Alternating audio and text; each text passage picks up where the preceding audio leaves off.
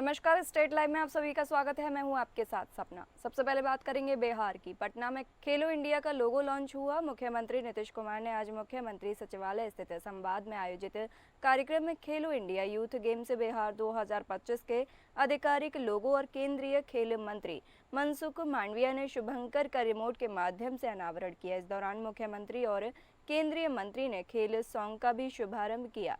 साथ ही खेलो इंडिया का youth games के मशाल गौरव यात्रा रथ को भी हरी झंडी दिखाकर रवाना किया गया। कार्यक्रम के दौरान मुख्यमंत्री ने कहा कि यह बहुत खुशी की बात है, खेलो इंडिया यूथ गेम्स 2025 का बिहार में आयोजन हो रहा है।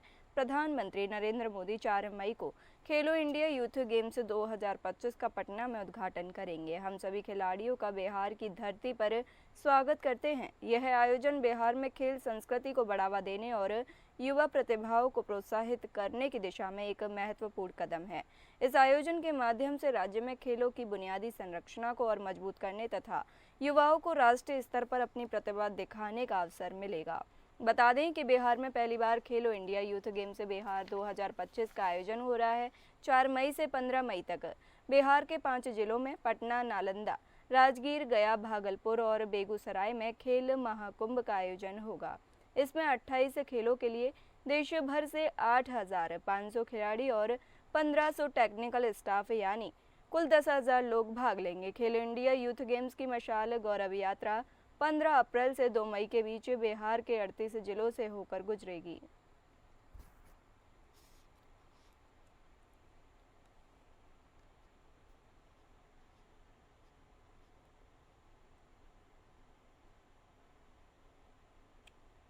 पटना बिहार की राजधानी पटना में विकसित भारत युवा कनेक्ट का आयोजन किया गया। कार्यक्रम का उद्घाटन केंद्रीय मंत्री मनसुख मंडाविया ने। इस अवसर पर उप मुख्यमंत्री विजय कुमार सिन्हा भी मौजूद रहे। वहीं कार्यक्रम में केंद्रीय मंत्री ने जहां देश के 2047 में विकसित होने और देश में प्रधानमंत्री के द्वारा किए जा रहे विकास कार्यों पर अपनी बात रखी, वहीं केंद्रीय मंत्री ने विकसित भारत के होने से युवाओं के योगदान होने और युवाओं से इसमें आगे आने की भी अपील की। केंद्रीय मंत्री ने कहा कि आज जब देश अमृतकाल का उत्सव मना रहा है, देश में 10 साल तक 15 लाख करोड़ रुपए खर्च होंगे तो जाकर देश में अंतर्राष्ट्रीय स्तर के रोड, एयरपोर्ट और सड़कें होंगी। देश विकसित देशों की श्रेणी में आएगा और आज के युवा इस बात के गवाह रहेंगे।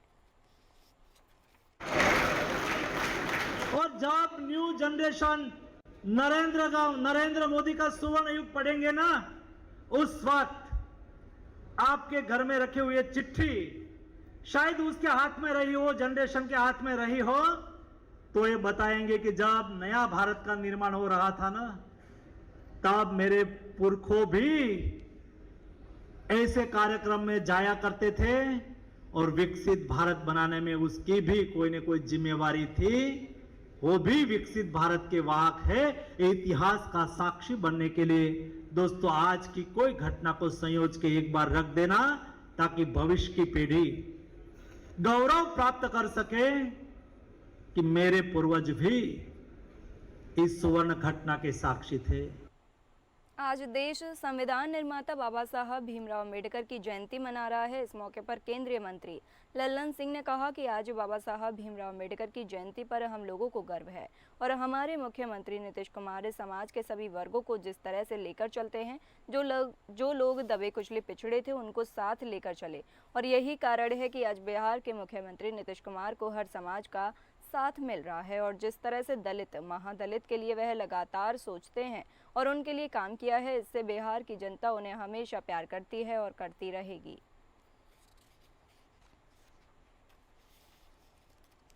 नीतीश कुमार जी ने समाज के हर वर्ग के साथ न्याय करने का काम उन्होंने किया।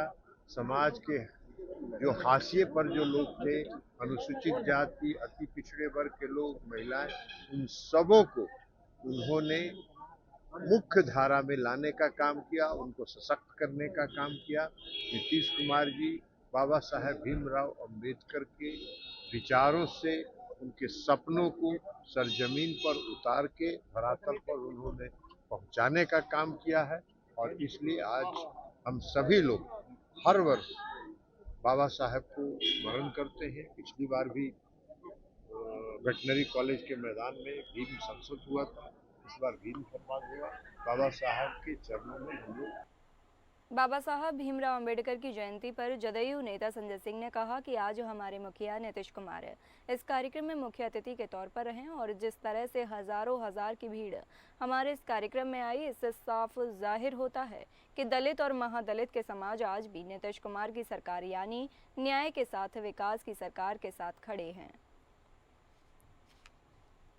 आज बाबा साहब भीमराव अंबेडकर की जयंती के पूर्व संध्या पर जनता दल यूनाइटेड द्वारा अंबेडकर जी का जयंती मनाया गया। तो माननीय हम लोग के नेता सर्वमान्य नेता नीतीश कुमार जी ने उस कार्यक्रम का उद्घाटन किया। जितना लोग यहाँ आए हैं उतना ही लोग 5 गुना 10 गुना बाहर था। ये दर्शाता है कि जो हमारे समाज, जो दलित समाज के लोग हैं, महादलित समाज, नीतीश कुमार जी को प्यार और सम्मान देता है। कांग्रेस के वरिष्ठ नेता और एनएसयूआई के प्रभारी कन्हैया कुमार की एक न्यूज चैनल को दिए गए इंटरव्यू में प्रधानमंत्री नरेंद्र मोदी और आरएसएस पर की गई टिप्पणी को लेकर विवाद गहराता जा रहा है। भाजपा बिहार के मीडिया प्रमुख दानिश इकबाल ने रविवार को पटना कोतवाली थाने में कन्हैया कुमार के खिलाफ एफआईआर दर्ज करने के लिए आवेदन दिया है। दानिश इकबाल ने अपने आवेदन में आरोप लगाया कि कन्हैया कुमार ने 11 अप्रैल को एक टीवी चैनल को दिए इंटरव्यू में प्रधानमंत्री को संघी और आरएसएस को आतंकवादी बताते हुए अमर्यादित भाषा का प्रयोग किया। उन्होंने कहा कि यह टिप्पणी न सिर्फ प्रधानमंत्री की गरिमा का अपमान है बल्कि करोड़ों देशवासियों की भावनाओं को भी ठेस पहुंचाने वाली है। दानिश इकबाल का कहना है कि यह बयान देश की एकता, अखंडता और लोकतांत्रिक मूल्यों पर सीधा हमला है और इस पर कानूनी कार्रवाई होनी चाहिए। उन्होंने कन्हैया कुमार के खिलाफ आईपीसी की सुसंगत धाराओं में प्राथमिकी दर्ज कराकर कार्रवाई की मांग की। उन्होंने कहा कि जो व्यक्ति देश के प्रधानमंत्री को गाली देता है उसे बर्दाश्त नहीं किया जा सकता। कांग्रेस पार्टी को भी यह स्पष्ट करना चाहिए क्या यह उनकी आधिकारिक लाइन है। भाजपा नेताओं ने चेतावनी दी है कि अगर इस मामले में जल्द कार्रवाई नहीं हुई तो वे आंदोलन का रास्ता अपनाएंगे। सीधे तौर पर वो व्यक्ति जो देश का द्रोही है, जो देश की संप्रभुता के लिए, देश की अखंडता के लिए और एकता के लिए खतरा है, कांग्रेस पार्टी में वो सर्वोच्च पद पर है और वो व्यक्ति देश के चुने हुए प्रधानमंत्री को, जो लोकतंत्र के माध्यम से तीसरी बार देश के प्रधानमंत्री चुने गए, उनको सीधे तौर पर आतंकवादी कहता है, संघ की विचारधारा को और संघ के कार्यकर्ताओं को आतंकवादी कहता है, तब दिया। उसी के संबंध में आज भारतीय जनता पार्टी बिहार प्रदेश के हमारे सभी साथीगण आज कोतवाली थाना में हम लोग आए हैं और एक एफआईआर दायर की है जो प्रधानमंत्री के पद की गरिमा का अपमान करता हो, तौर पर उस पर कार्रवाई होनी चाहिए। चुनाव से पहले बिहार की सियासत में हलचल मची हुई है। एक और केंद्रीय मंत्री जीतन राम मांझी ने खुद को लेकर बड़ा दावा करते हुए कहा कि अब बिहार में कोई भी पार्टी भीड़ जुटाने के लिए उनका नाम का सहारा ले रही है। वहीं दूसरी ओर सीट बंटवारे और गठबंधन में हिस्सेदारी को लेकर मांझी की नाराजगी खुलकर सामने आई है। पूर्णिया में प्रशांत किशोर की रैली को लेकर जीतन राम मांझी ने बड़ा दावा किया। उन्होंने कहा कि अब बिहार में किसी पार्टी को भीड़ लाने के लिए मेरा नाम बेचना पड़ता है, लोगों को झूठ बोलकर लाया जाता है, यह हमारी ताकत का सबूत है। उन्होंने ये भी कहा कि पूर्णिया की महिलाओं को झूठ बोलकर रैली में लाया गया था, जो उनकी पार्टी की बढ़ती लोकप्रियता का प्रमाण है। वहीं मांझी ने सीट बंटवारे और 20 सूत्री कमेटी को लेकर नाराजगी जताई है। मांझी ने कहा कि हाल ही में बनी 20 सूत्री कमेटियों में हमारे नेताओं को जगह नहीं दी गई। प्रखंड स्तर पर बीजेपी और जेडीयू ने आपस में बांट ली गई सीटें। मांझी ने यह भी कहा कि हम 20 विधायक चाहते हैं और इसके लिए 35 से 40 सीट चाहिए। अंतिम फैसला बीजेपी के राष्ट्रीय अध्यक्ष जेपी नड्डा लेंगे, लेकिन उन पर दबाव बनाया जाना चाहिए। उन्होंने साफ शब्दों में कहा कि हम हर हाल में एनडीए के साथ हैं और मदद करेंगे, लेकिन हमें हमारी औकात के अनुसार विधानसभा में सीटें मिलनी चाहिए, जैसे संसद में हमें मैनेज किया गया था। दुनिया में मीटिंग किया, हिम्मत है किसी को? 15,000 वहाँ कार्यकर्ता थे, धूप बैठे। हम पटना में कार्यकर्ता किए थे, कितने थे आप लोग देखे होंगे। अब कल एगो और यहाँ बड़ा पैसा वाला मैनेज करने वाला भी लोग किए थे, उनका कैसा रहा वो भी आप लोग देख सकते होंगे। हम जमालपुर में किया, हम जहानाबाद में किया, हम गया में किया, हर जगह जहाँ जाते हैं हमारे 10,000 से नीचे हमारे लोग नहीं रहते हैं। तो हमारा फुटिंग है, हमारा कार्यकर्ता है।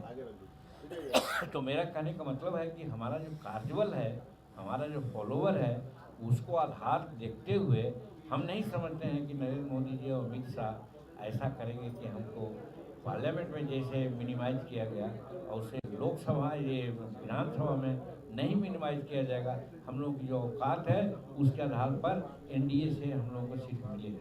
अगर नहीं मिली उतनी सीटें तो लोक जनशक्ति पार्टी की वैशाली सांसद बीना देवी ने शनिवार को पटना एयरपोर्ट पर मीडिया से बातचीत में कांग्रेस महागठबंधन और आगामी लोकसभा चुनाव को लेकर तीखे तेवर दिखाए। उन्होंने साफ कहा कि कांग्रेस अध्यक्ष मल्लिकार्जुन खड़गे के बिहार के दौरे से कोई फर्क नहीं पड़ने वाला। राहुल गांधी भी आए थे लेकिन उनकी पार्टी को ही नुकसान हुआ।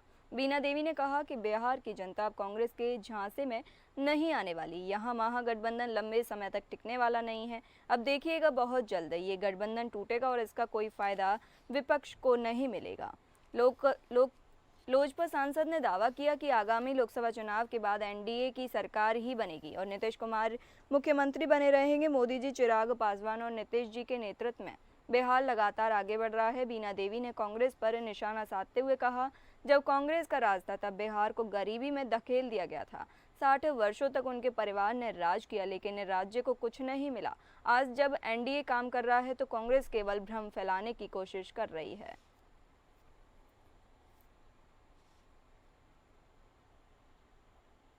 बात करेंगे झारखंड की। झारखंड के मुख्यमंत्री हेमंत सोरेन रांची के निवारटपुर में श्री राम जानकी तपोवन मंदिर के नवनिर्माण के लिए आयोजित भूमि पूजन कार्यक्रम में शामिल हुए। इस अवसर पर उन्होंने मंदिर में पूरे विधि विधान से पूजा अर्चना की और साथ ही राज्य की उन्नति, सुख, समृद्धि एवं शांति की कामना की।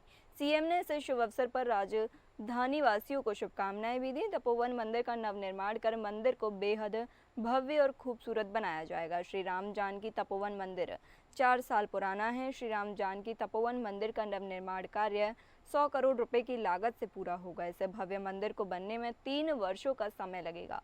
मंदिर 14,000 स्क्वायर फीट में बनेगा। मंदिर के गुंबद की ऊंचाई 100 फीट होगी। मंदिर गोलाकार स्वरूप में होगा। मंदिर के नवनिर्माण के लिए राजस्थान के मकराना से संगमरमर मंगाया जाएगा।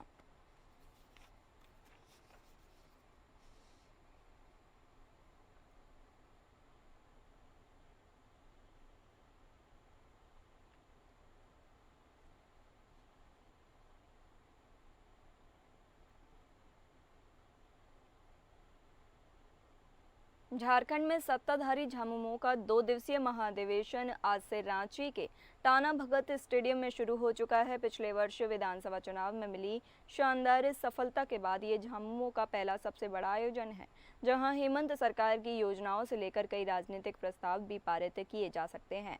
इसके साथ ही इस महाधिवेशन में राष्ट्रीय स्तर पर पार्टी के विस्तार और खासकर अन्य राज्यों में होने वाले चुनाव संबंधित विषयों पर जोर दिया जाएगा। वहीं पिछले कुछ समय से लगातार मुख्यमंत्री हेमंत सोरेन की पत्नी और विधायक कल्पना सोरेन को भी पार्टी में एक बड़ी जिम्मेवारी मिलने की जो अटकलें लगाई जा रही थी, इस पर भी फैसले लिए जा सकते हैं।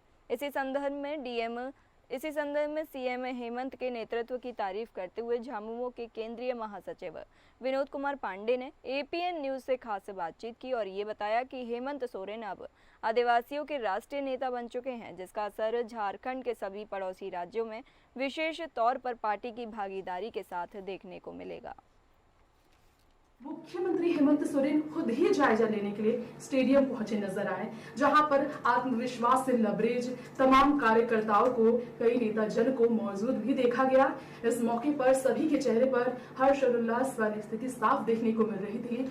इसी विषय पर महाधिवेशन को लेकर तमाम ऐसे सवाल है जनता के, जिसे हम लेकर आए हैं आज हमारे बीच, और इस पर बात करने के लिए हमारे बीच इस वक्त मौजूद है झारखंड के झामुमो झारखंड मुक्ति मोर्चा के केंद्रीय महासचिव विनोद कुमार पांडे जी। खुद मुख्यमंत्री हेमंत सोरेन को लेकर लगातार कहा जा रहा है कि इस महाधिवेशन में जो है उन्हें आदिवासियों का राष्ट्रीय नेता भी बनाने को लेकर प्रस्ताव लाया जा सकता है। इस पर आपकी क्या राय है? नहीं, राष्ट्रीय नेता तो हैं जी सर। आप पूरे देश में अगर एक नजर दोहराइएगा जी सर, तो आपको राष्ट्रीय नेता के तौर पे वो दिखेंगे जी सर। और ये सिर्फ मैं नहीं कह रहा हूँ, देश के 100 जो प्रतिष्ठित या जो शक्तिशाली व्यक्ति हैं उनमें 40वें स्थान पर हेमंत सोरेन जी का नाम आता है। तो स्वाभाविक है कि जिस तरह से उन्होंने अपने नेतृत्व में, गुरु जी के मार्गदर्शन में इस राज्य के लोगों की अपेक्षा को पूरा करने का काम किया है, निश्चित रूप से ये सराहनीय काम जी सर। कार्यकर्ताओं के बल पे है, कार्यकर्ताओं के मनोबल पे है। जी सर। और ये मनोबल वो हमेशा बना करके रखना चाहते हैं, इसलिए इस तरह के आयोजन में वो खुद वहां उपस्थित होते हैं और एक एक चीज का वो बारीकी से निरीक्षण करते हैं। जो भी उसमें बदलाव लाना होता है वो बदलाव लाने का काम करते हैं। और ये पहली बार है कि झारखंड मुक्ति मोर्चा 34 सीट जीत करके और आज इस राज्य में सबसे बड़ी पार्टी के रूप में स्थापित है। बिल्कुल सर। तो इसका मतलब है कि उनके नेतृत्व में तो क्षमता है, और वो क्षमता करिश्माई क्षमता है। गुरु जी के मार्गदर्शन में, गुरु जी के आशीर्वाद से ये सारी चीजें होती है और गुरु जी के निर्देशन पे हम लोग काम करते हैं। नेतृत्व हेमंत सोरेन जी का जरूर है, लेकिन उसके पीछे जो शक्ति हम लोगों को मिलती है वो माननीय गुरु जी से। जी सर। हम शेड्यूल के से आच्छादित है और हमारा जल जंगल जमीन हमारा कोर इशू रहा है। जी सर। और जिस प्रकार से नया वन अधिकार कानून आया जिसमें हमारा अधिकार को ही समाप्त कर दिया और कॉर्पोरेट का वहाँ प्रवेश है, उसके खिलाफ भी हमारा संघर्ष हमने पहले भी जारी रखा था, आगे भी जारी रखेंगे। और वन भूमि पर जो हमारा राजस्व पट्टा का हमारा जो लंबित मांग है उसको भी हम साथ में लेकर चलेंगे। साथ साथ हमारा यहाँ पर बहुत सारा जो काश्तकार लोग थे, जब डेंजर सेटलमेंट हुआ उसके बाद वो ज़मीनें जमींदारों को दी गई, लेकिन फिर से संघर्ष करते गुरु जी ने उन ज़मीनों को वापस छुड़वाया और उसको आज भी जो कोर्ट रहे जो मूल काश्तकार मूलवासी आदिवासी हैं उनको अभी तक हम लोगों ने बंदोबस्ती का उनके नाम पर जो स्थायी उनको मालिकाना हक अभी तक नहीं मिल पाया। उसके लिए भी लैंड रेस्टोरेशन एक्ट या कमीशन के द्वारा हम उनको देंगे। ये तमाम चीज़ें क्योंकि सारी बातें तो प्रस्ताव के रूप में जब आएगी तभी औपचारिक होंगी, लेकिन इस तरह की चर्चाएं वहाँ पर जरूरी होंगी। जी सर। अच्छा सर, शुक्रिया सर, आपने बहुत सारे हमारे सवालों का जनता तक पहुंचाया है जवाब। इसके अलावा सर एक और सवाल है। बोकारो में फल विक्रेता को गोली मारने वाले तथाकथित अपराधी कोडरमा में पकड़े गए हैं। कोडरमा के तिलिया थाने में पकड़े गए इन अपराधियों का सच जो सामने आया है वह काफ़ी चौंकाने वाला है। सच यह है कि अपराधी नहीं बल्कि बिहार पुलिस के जवान और अधिकारी थे और ये पटना के गर्दनी बाग थाने से बिहार पुलिस की यह टीम एक अपहरण कांड के सिलसिले में जांच के लिए आई हुई थी। किसी युवती के अपहरण से संबंधित मामले में इन्हें बोकारो में आरोपियों के रहने के इनपुट मिले थे और इसी इनपुट के आधार पर यह टीम यहां पहुंची थी और इसने स्थानीय पुलिस का सहयोग लिए बिना अपनी कार्रवाई शुरू कर दी। इस कार्रवाई के दौरान गोली फल विक्रेता को लगी और उसके शरीर से बाहर निकल गई। बिहार पुलिस के जवान के हाथ में भी लग गई। इस घटना के बाद बिहार पुलिस की टीम भाग निकली, लेकिन घटना के बाद सील कर दिए गए बॉर्डर की वजह से इन्हें कोडरमा के तिलैया में पकड़ लिया गया। पुलिस अधीक्षक कोडरमा ने भी इस सूचना के बाद थाने में पहुंचकर जांच की, लेकिन पुलिस की ओर से पत्रकारों को कुछ भी बताने से परहेज किया गया। 2 गाड़ियों से सवार होकर बिहार पुलिस की टीम आई थी और जांच के क्रम में इन्हें तिलैया में पुलिस ने रोक लिया। इसके बाद ये तथ्य खुला कि गोली मारने वाला अपराधी नहीं बल्कि बिहार पुलिस के लोग थे। अब जांच हो रही है कि इनसे गोली चली कैसे, अचानक से दुर्घटनावश गोली चल गई या इन्होंने गोली मारी, ये अभी सवालों के घेरे में है। गोली से घायल फल विक्रेता भी अस्पताल में भर्ती है।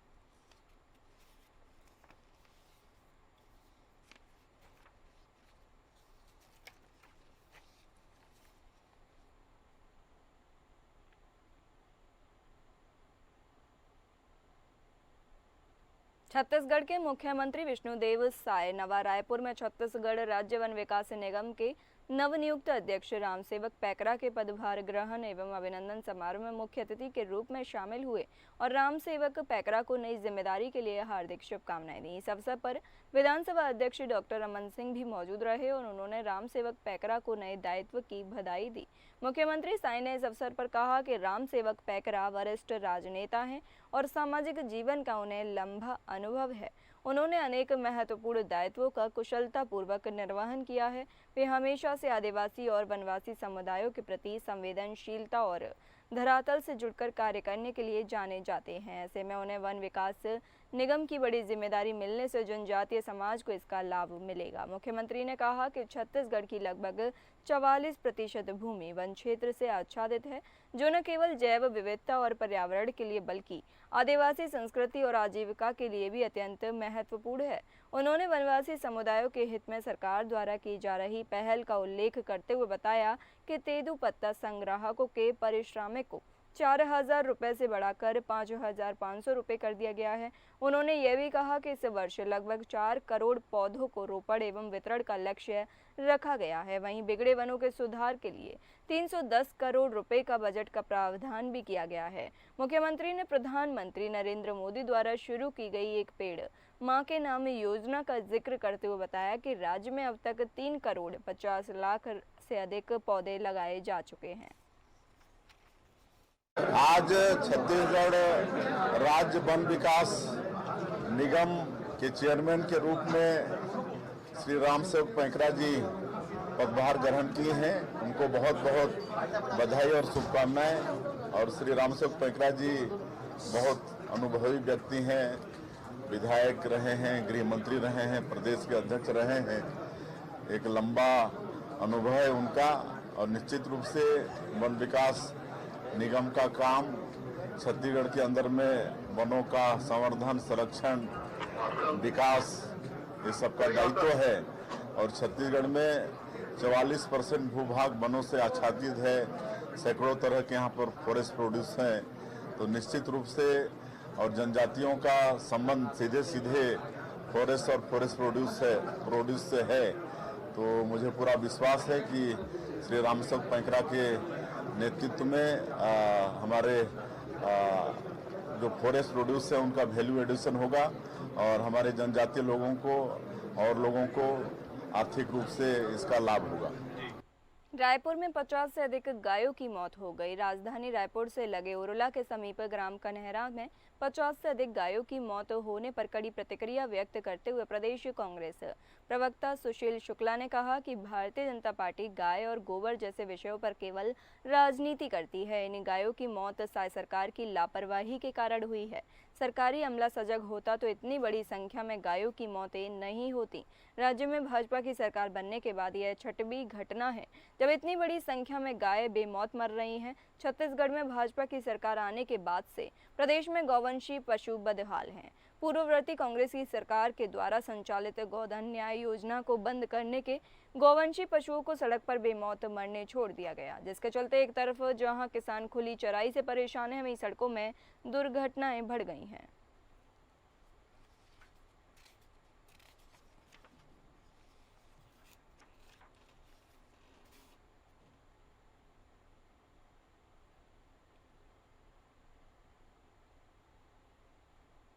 जांजगीर चांपा में एक फैक्ट्री में ब्लास्ट हो गया। जांजगीर चांपा जिले के कोटा डबरी में संचालित प्रकाश इंडस्ट्रीज में शनिवार की शाम अचानक फर्नेस ब्लास्ट हो गया। इस ब्लास्ट में 13 कर्मचारी झुलस गए, जिसमें 4 लोगों की हालत नाजुक बनी हुई है। घटना की सूचना मिलने के बाद कलेक्टर और एसपी प्लांट के अंदर पहुंचे और घटना स्थल का निरीक्षण किया। वहीं प्लांट के अंदर अस्पताल में प्राथमिक उपचार करा रहे घायलों से भी चर्चा की। इस मामले में पुलिस अधीक्षक विवेक शुक्ला ने बताया कि प्लांट प्रबंधन के अनुसार घटना ओल्ड फर्नेस में 15 टन मेटल पिघलाया जा रहा था और उसी फर्नेस में मेंटेनेंस का काम भी चल रहा था। तभी अचानक फर्नेस ब्लास्ट हो गया, जिसमें वहां काम कर रहे 13 लोग उसकी चपेट में आ गए और झुलस गए। घायलों को उपचार के लिए रायपुर और बिलासपुर के निजी अस्पताल में भर्ती कराया गया है।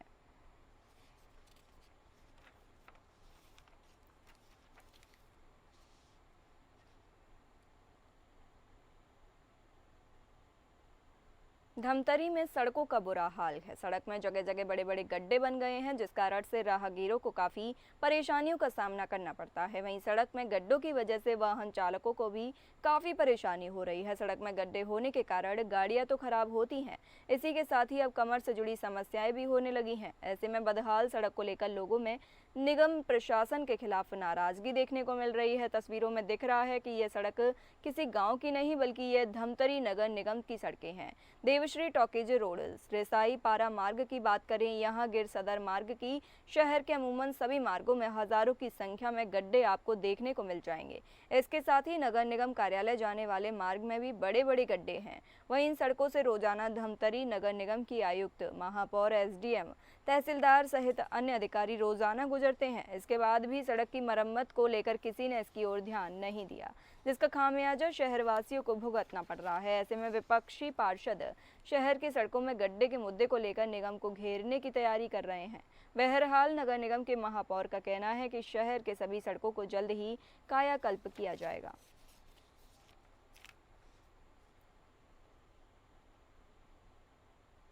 फिलहाल इस बुलेटिन में इतना ही। नमस्कार।